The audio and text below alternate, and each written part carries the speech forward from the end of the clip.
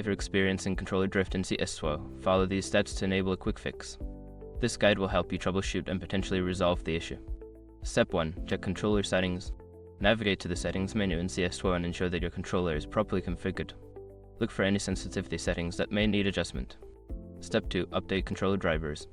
Make sure your controller drivers are up to date. Visit the manufacturer's website to download and install the latest drivers for your device. Step 3. Calibrate your controller. Use the calibration tool available in your system settings. This will help reset any misalignments and improve accuracy in your controller's input. Step 4. Adjust dead zones. In the game settings, find the option to adjust dead zones. Increase the dead zone settings slightly to compensate for any drift you are experiencing. Step 5. Test and fine-tune. After making adjustments, test your controller in-game. Fine-tune the settings as needed until you achieve a satisfactory performance without drift. By following these steps, you should be able to minimize or eliminate controller drift in CS2. If the issue persists, consider reaching out to support for further assistance.